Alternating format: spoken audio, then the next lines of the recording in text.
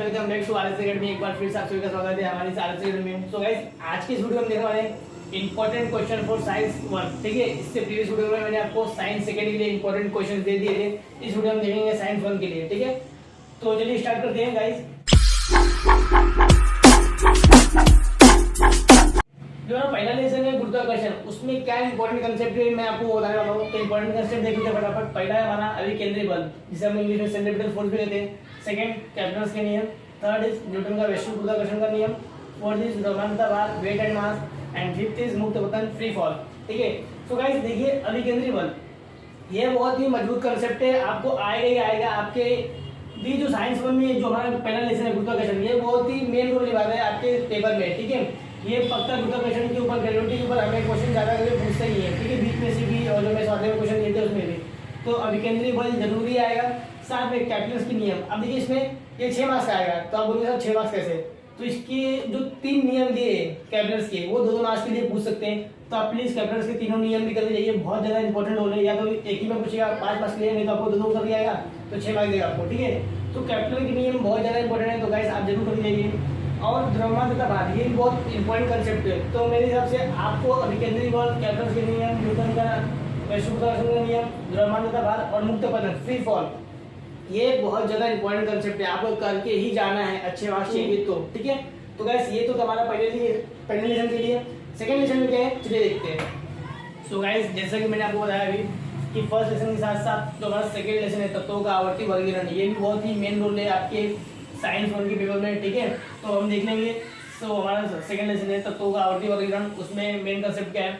तो पहला है हमारा डोब्राइनर की ट्रिक। ठीक है, सेकंड इज न्यूटन के अष्टकों का नियम। थर्ड, मेंडल की आवर्त सारणी। फोर्थ इज आधुनिक आवर्ती सारणी का नियम। अब आधुनिक आवर्ती सारणी का नियम आप जब कर लेंगे तब आपको दिखेगा कि इसके बाद मेरिट्स और डिमेरिट्स दिए, पेज नंबर आई थिंक, हाँ पेज नंबर आपको 19 और 20 पर 19 और 20 पे आपको मेरिट्स और डिमेरिट्स मिल जाएंगे उसके। तो आपको मेरिट्स और डिमेरिट्स भी पढ़ के आने हैं, आपको उनका डिफरेंस पूछेगा, उनके बीच में उनके डिफरेंस बिटवीन करने बोलेगा, तो आपको मेरिट्स और डिमेरिट्स भी आपको अच्छे से करके जाना है। ठीक है, फिर क्या हमारा आधुनिक आवर्त सारणी की रचना, ये भी आपको अच्छे से करके आना है। एंड सीरीज आधुनिक आवर्त सारणी में आवर्ती झुकाव, ये भी इंपॉर्टेंट कंसेप्ट है। 6 जो हमारा आवर्त सारणी में आवर्ती झुकाव, ये भी इंपॉर्टेंट कंसेप्ट है, तो आपको इसे भी करके आना है। ठीक है, साथ ही साथ डोब्राइनर की ट्रिक भी बहुत इंपॉर्टेंट है, मेंडलीव की आवर्त सारणी भी। ठीक है, तो आपको मैं सजेस्ट करूंगा कि first, third, fifth and six, ये कम से कम आपको सेकंड में से इतने आपको कंफर्मली आने ही चाहिए। ठीक है, अब देखते हैं थर्ड लेसन। सो गाइस, अभी हमने दो लेसन देख लिए। ठीक है, हमारा तीसरा लेसन है। तो गाइस हमारा जो तीसरा लेसन है रासायनिक अभिक्रियाओं के प्रकार, उसमें जो हमारा देखिए जो इंपॉर्टेंट कंसेप्ट है वो लिखिए। पहला क्या है हमारा? रासायनिक समीकरण को संतुलित करना। सेकंड इज रासायनिक अभिक्रियाओं के प्रकार। थर्ड इज क्षरण यानी कि कॉलिजन इंग्लिश में बोलते हैं। एंड फोर्थ इज रेसिडिटी यानी कि बदबू। ठीक है, तो गाइस सी भी 4 ही इंपॉर्टेंट है। थर्ड लेसन में हमको ये सिर्फ 4 भी कंसेप्ट आपको पूछेंगे, और कुछ भी आपको ज्यादा पढ़ना नहीं है, ज्यादा मगजमारी नहीं करनी है, ज्यादा कुछ भी याद करने की जरूरत नहीं है। जितने मैं आपको कंसेप्ट बता रहा हूँ सिर्फ इनमें से कंसेप्ट में से आपको मेन पूछे जाएंगे। गाइस, मैंने लगभग 5 साल पहले के बोर्ड एग्जाम की जो कॉपी मैंने आती थी, कंसेप्ट में जो पेपर आता था, मैंने वो चेक किया है, देखा है, 21 देखा है, अच्छे से मैंने अपना निष्कर्ष निकालने की कोशिश आपको लिए, मैंने ये कंसेप्ट मैंने आपको लिखे है। तो जो हमारा थर्ड लेसन है उनमें से गाइस आपको सिर्फ इतने कंसेप्ट पूछेगा। ठीक है, तो आपको इन चारों को करके ही जाना है। और मैं आपको एक लास्ट बताना चाहूँगा, जो हमारा फिफ्थ मतलब IMP वो है, आपको इनके स्वाध्याय दिया है। लेसन नंबर 3 का स्वाध्याय जो है स्वाध्याय, ठीक है, उसमें दिया है वो क्वेश्चन नंबर 7। क्वेश्चन नंबर 7 में क्या दिया है? रासायनिक समीकरण को संतुलित करना। ठीक है, रासायनिक समीकरणों को संतुलित करना, ये जो क्वेश्चन नंबर 7 में आपको दिया है वो आई थिंक 5 दिए आपको, 1 2 3 4 5, इस तरह करके आपको 5 दिए कंसेप्ट। उन 5 को आपको अच्छे से करके आना है, वो एग्जाम में जरूरी पूछते हैं। मैं जब 10th में था तो हमें भी ये क्वेश्चन नंबर 7 आया था, कितने आई थिंक 3 मार्क्स के लिए हमें पूछे गए थे। तो आप प्लीज इस क्वेश्चन नंबर जो 7 है, जो स्वाध्याय में क्वेश्चन नंबर 7 दिया गया है, रासायनिक समीकरणों को संतुलित करना, जो ये 5 कंसेप्ट दिए वो आप क्लियर कर ही जाइए अच्छे से। अपने डाइजेस्ट कैसे अपने टीचर्स आपके टीचर्स ने आपको बताया होगा किसे कैसे हमें संतुलित करना है। इस लेफ्ट साइड दिया है, राइट साइड दिया है, उसको आप अच्छे से कर ही जाइए। और साथ ही साथ ये जो मैंने आपको 4 कंसेप्ट लिखे दिए ये भी बहुत ज्यादा इंपॉर्टेंट है, ठीक है। तो आइए अब देखते हैं हम लेसन नंबर 4। सो गाइस जो हमारा 4th लेसन है वो है विद्युत धारा के प्रभाव। जो हमारा 4th लेसन है वो क्या है, विद्युत धारा के प्रभाव, ठीक है। तो उसमें कौन से इंपॉर्टेंट कंसेप्ट है वो हम देखेंगे। पहला गाइस है हमारा दाहिने हाथ के अंगूठे का नियम, ठीक है, दाहिने हाथ के अंगूठे का नियम। सेकंड क्या है, विद्युत चलित यानी कि electric motor. Third is Fleming के बाएं हाथ का नियम एंड दाएं हाथ का नियम। फ्लेमिंग का जो दोनों हाथ का नियम है, बाएं और दाएं, लेफ्ट एंड राइट, वो दोनों आपको करके ही जाना है, ठीक है। फोर्थ क्या है, विद्युत चुंबकीय प्रवर्तन, ठीक है। एंड फिफ्थ इज विद्युत जनरेटर यानी कि इलेक्ट्रिक जनरेटर। सो गाइस ये जो मैंने आपको 5 पॉइंट्स लिख के दिए बहुत ज्यादा ही इंपॉर्टेंट है, तो आपको ये करके ही जाना है, ठीक है। और साथ में गाइस ये देखिए जो विद्युत जनित है, जो इलेक्ट्रिक जनरेटर है, पेज नंबर 46 पे आपको डायग्राम बना के दिया हुआ है, ठीक है। जनरेटर का आपको डायग्राम बना के दिया हुआ है, तो ये आपको करके ही जाना है। ये डायग्राम हमको पूछता है, हमको दिया गया सामने से, ठीक है। तो ये डायग्राम आपको जो इलेक्ट्रिक जनरेटर का डायग्राम है आपको अच्छे से दिमाग में बैठा कर ही जाना है। तो गाइस ये रहे आपके इंपॉर्टेंट कंसेप्ट, ये आपको करके आने हैं, ठीक है। अब देखते हैं हम 5th लेसन। तो गाइस अब हम देखेंगे 5th लेसन की 5th लेसन में हमारा इंपॉर्टेंट कंसेप्ट, इंपॉर्टेंट क्वेश्चंस क्या होने वाला है, ठीक है। तो 5th लेसन जो हमारा है उसका नाम है ऊष्मा। ऊष्मा में देखिए गाइस जो हमारा पहला है इंपॉर्टेंट वो है गुप्त ऊष्मा, ठीक है। गुप्त ऊष्मा। सेकंड क्या है, पूर्णिमायन। थर्ड इज पानी का संगत व्यवहार। फोर्थ इज ऊष्मा की इकाई। फिफ्थ इज विशिष्ट ऊष्मा की अर्था एंड सिक्स्थ इज ऊष्मा का लेन देन, ठीक है। गाइस ये 6 पॉइंट जितने मैंने आपको लिखे बहुत ज्यादा इंपॉर्टेंट है, आपको करके ही जाने हैं, ठीक है। देखिए गाइस पानी का संगत व्यवहार के बाजू में कंसेप्ट, इस कंसेप्ट बाजू में दिया है पेज नंबर आई थिंक 65 पर हमें दिया है होप का उपकरण, ठीक है। होप का उपकरण दिया है हमें, होप का उपकरण। तो गाइस इसमें आपको होप का उपकरण डायग्राम बनाने को भी आ सकता है, डायग्राम बना भी हुआ सकता है। तो आपको डायग्राम को अच्छे से ध्यान में रखकर जाना है। उस होप के उपकरण के साथ क्या हम करके देखते हैं, उसका निष्कर्ष क्या निकलता है वो आपको अच्छे से देख के यही आना है, ठीक है। तो गाइस ये रहे हमारे 6 important concept for your 5th lesson, ठीक है। आइए हम देखते हैं 6th लेसन। सो गाइस अब हम देखेंगे 6th लेसन, ठीक है।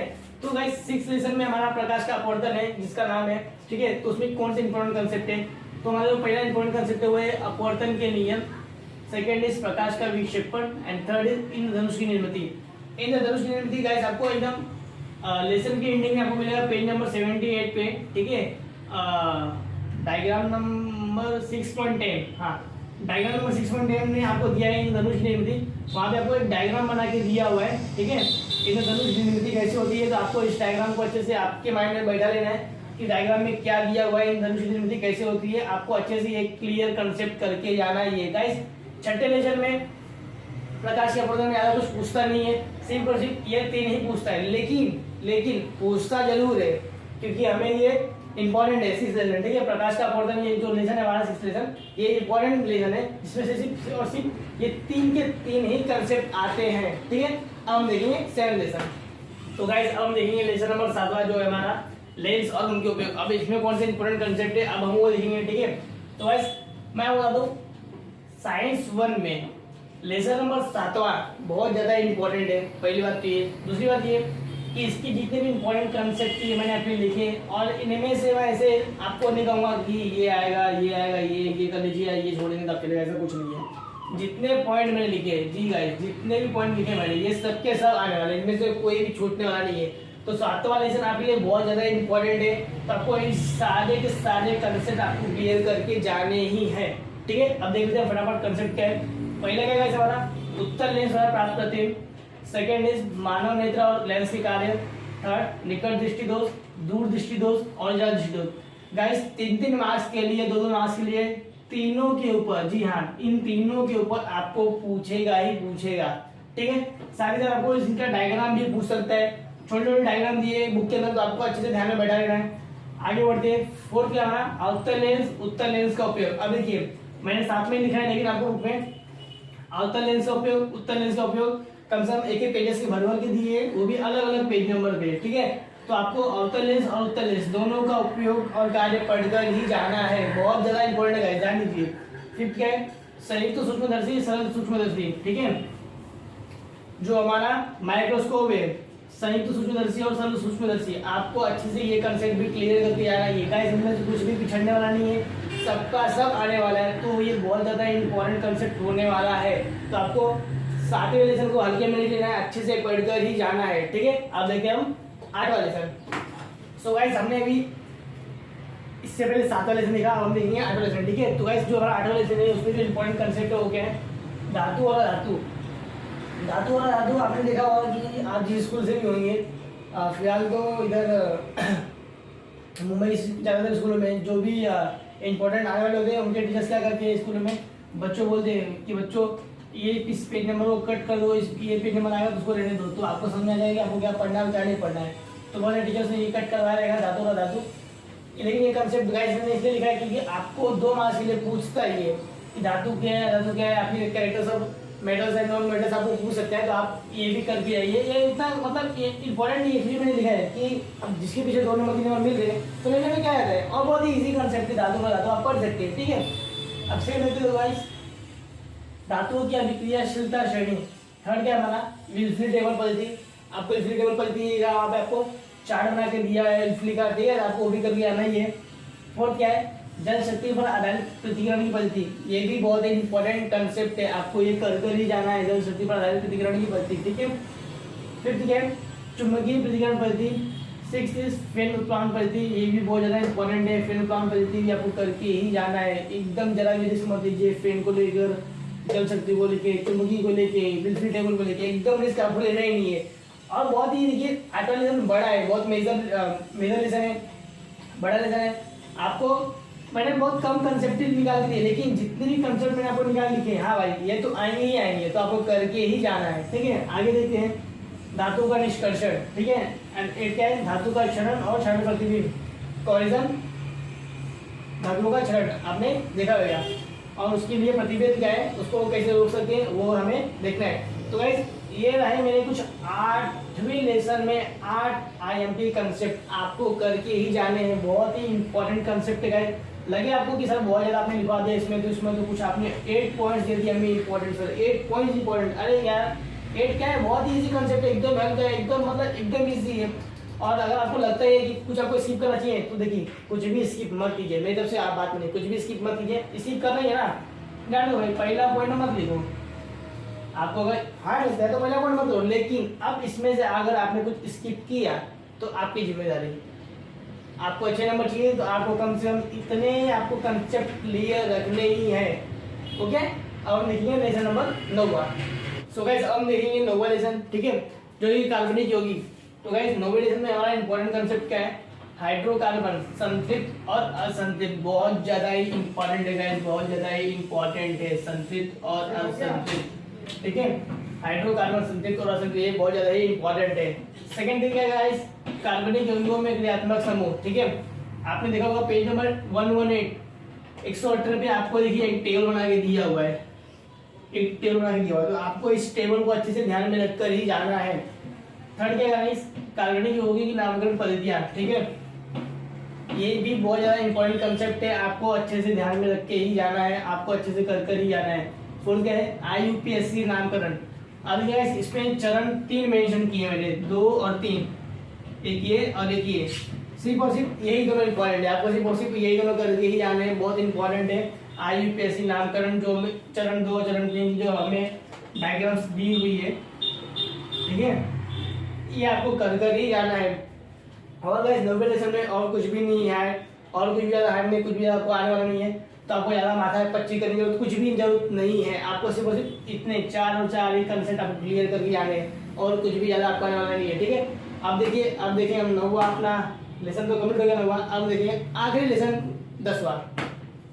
तो गाइस अब हमारा एकदम लास्ट लेसन चल रहा है, जो है कि हमारा लेसन नंबर 10 अंतरिक्ष अभियान। अब हमारा साइंस 1 में जितने भी इंपॉर्टेंट कंसेप्ट थे मैंने आपको बता दिए, ये लास्ट चैप्टर है, इसे भी हम फटाफट देख लेते हैं। तो गाइस 10वें लेसन में दिया कुछ ज़्यादा हार्ड है नहीं, अंतरिक्ष अभियान बहुत ईजी है, इसमें आपको जनरल नॉलेज भी रहेगी, इससे इस लेसन से रिलेटेड आपको अगर कुछ क्वेश्चन आता भी है, बेसिकली बाहर से आ गया या अंदर से आपको दिया कोई, आपने कोई पॉइंट ऑफ व्यू पढ़ा नहीं, लेकिन आपको उस पॉइंट से जितने भी आपको जनरल नॉलेज रहेगी आप वो भी लिख देंगे ना, तो वो अच्छे खासे मार्क्स मिलेंगे, ठीक है। देखिए फटाफट हम देख लेते हैं इसकी इंपॉर्टेंट कंसेप्ट क्या है। पहला है गाइस कृत्रिम उपग्रह, ठीक है, बहुत ही इंपॉर्टेंट कंसेप्ट है गाइस, बहुत इंपॉर्टेंट, कृत्रिम उपग्रह। सेकंड क्या है, कृत्रिम उपग्रह की परिभ्रमण कक्षा। ये गाइस कृत्रिम उपग्रह और कृत्रिम उपग्रह की परिभ्रमण कक्षा। ये दोनों बहुत ही ज्यादा इंपॉर्टेंट कंसेप्ट है लेसन नंबर 10 में, ठीक है। थर्ड है पीएसएलवी। अब गाइस इसरो द्वारा जो हमारा पीएसएलवी बना हुआ है, इसका देखिए आपको पेज नंबर 140 पर, 140 पर, पेज नंबर 140 पर आपको पीएसएलवी का एक डायग्राम दिख रहा है, ठीक है। पीएसएलवी का आपको एक डायग्राम दिख रहा होगा, ऐसा ऐसा कुछ करके बनाया हुआ है पीएसएलवी का। तो गाइस आपको इसको देखते हुए पूरी जो इसकी नामकरण की गई है, ये इसको क्या कहते हैं, इसको क्या कहते हैं, ये क्या है, ये क्या है, जो गाइस यहाँ पे कुछ नामकरण किया गया है, ये आपको अच्छे से ध्यान में रखकर ही आना है। ये पीएसएलवी के बारे में या पीएसएलवी का डायग्राम आपको दिया गया रहता है, आपको इनाम फिलअप करने के लिए आ सकता है, ठीक है। और साथ ही गाइस फोर्थ जो हमारा आईएमपी कंसेप्ट है वो ये है कि आपको स्वाध्याय में, ठीक है, लेसन नंबर 10 के स्वाध्याय में आपको दिया है, स्वाध्याय में आपको दिया है क्वेश्चन नंबर 4, क्वेश्चन नंबर 4 दिया है आपको। तो क्वेश्चन नंबर 4 भी जो स्वाध्याय क्वेश्चन नंबर 4 दिया है वो आपको करके ही जाना है। तो गाइस सिर्फ और सिर्फ इतने ही इंपॉर्टेंट कंसेप्ट है और कुछ भी नहीं है। पीएसएलवी हो गया, कृत्रिम उपग्रह की पर्यावरण कक्षा और स्वाध्याय में क्वेश्चन नंबर 4, और यहाँ पर होता है हमारा लेसन नंबर 10 खत्म, ठीक है। तो guys important questions for science 1 जितने भी थे मैंने आपको सब बता दिए, कुछ भी नहीं छूटा है। और गाइस जितने भी मैंने आपको कंसेप्ट बताए हैं, जितने भी मैंने आपको 1 से लेकर 10th लेसन तक जितने भी मैंने आपको आईएमपी कंसेप्ट बोले, मैंने आपको आईएमपी क्वेश्चंस बोले, ठीक है, सिर्फ और सिर्फ आप अगर उतने ही पढ़ कर जाते हैं, आप ज्यादा क्वेश्चन मत लीजिए, जितने मैंने आपको बताया सिर्फ और सिर्फ आप उतने ही पढ़ के जाते हैं, तो मैं आपको बोलता हूँ, अगर बाकी तो आपकी लिखावट पे निर्भर करता है कि आप कितने अच्छे अंक स्कोर करते हैं, लेकिन अगर आप अच्छे लिखने में आपकी नॉलेज अच्छी है, आपने अच्छे से याद किया है, तो मैं बता दूं कम से कम आपको साइंस 2 में साइंस 1 में 100 में से आपको कम से कम मिलेंगे तो 80 नंबर तो कंफर्म मिलेंगे ही मिलेंगे, इससे कम तो मिलेंगे ही नहीं, ठीक है। तो गाइस अब हमारा ये इंपॉर्टेंट क्वेश्चन फॉर साइंस 1 अब ये हमारा कंप्लीट हो चुका है, अब कुछ भी इसमें बाकी नहीं रह गया, ठीक है। तो गाइस ये वीडियो आपको कैसा लगा प्लीज हमें कमेंट करके बताइएगा, हमारे वीडियो को लाइक भी कर दीजिएगा, अपने दोस्तों में शेयर भी कर दीजिएगा, ठीक है। और जाते जाते हमारे चैनल को सब्सक्राइब करना बिल्कुल मत भूलिएगा। तो मिलते हैं नेक्स्ट वीडियो में।